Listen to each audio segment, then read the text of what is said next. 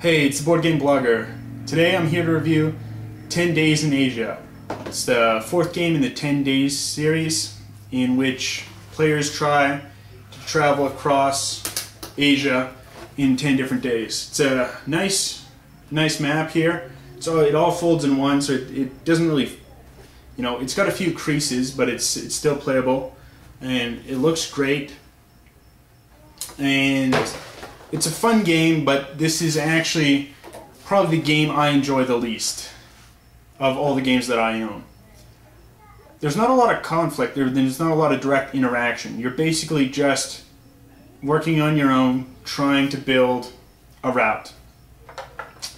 The way the game works is you've got different tiles and you move from one country to the next by playing the tiles. So you can get there a couple of different ways by playing.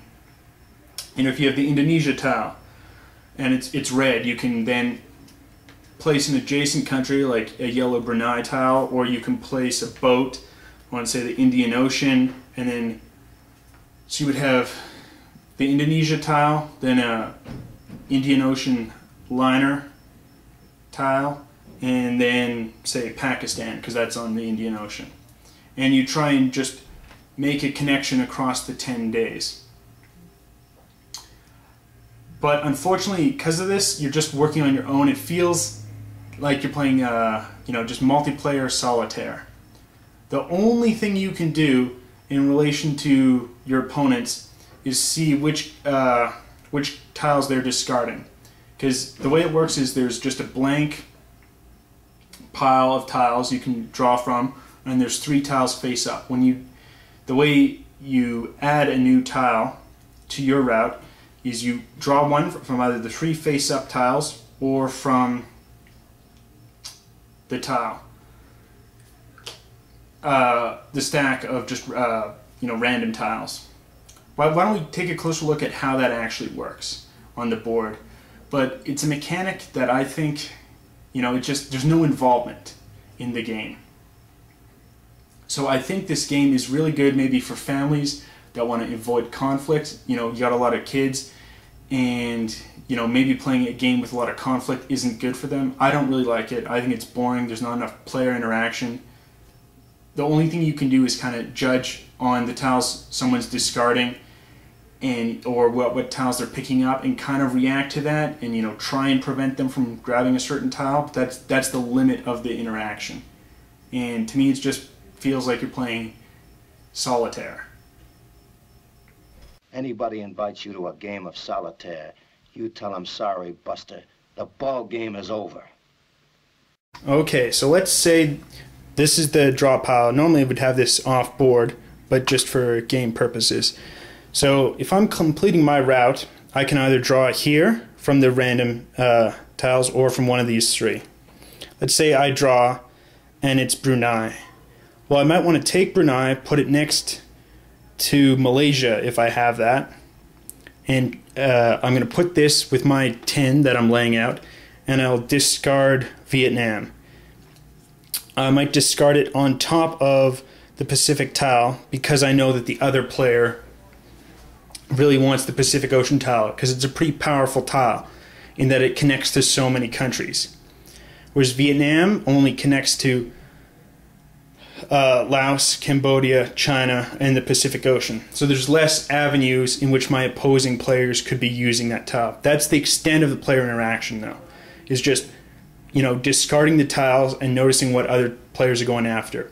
To me, I find that it's too much like solitaire. I don't really enjoy this game that much, kind of rarely play it. One of the advantages, though, is that it plays quick. You can play as short as 10 minutes if someone can complete a route very quickly, or up to 45 minutes at the longest. So it's a neat game. Specifically, the 10 Days in Asia adds these railroads, and so there's railroad tiles that you can then place, say, a country, then a railroad, and then a country also on that railroad line to knock 3 days out of your 10-day journey. I don't think it adds enough to the game. If you already own one of the 10 days in this series, I don't think getting 10 Days in Asia is really worth it. It doesn't really add anything new specifically. However, if you don't own any of the 10 Days series and you're looking to get one, probably get 10 Days in Asia just because of the railroads. It adds one nice new additional mechanic, but I don't think it's worth purchasing if you already own one of the series. Unless you love this series, then by all means, go out and get it. For people who would like this game, I think it's really probably best for the family. I mean, there's the nice educational factor in that you're learning the geography of Asia.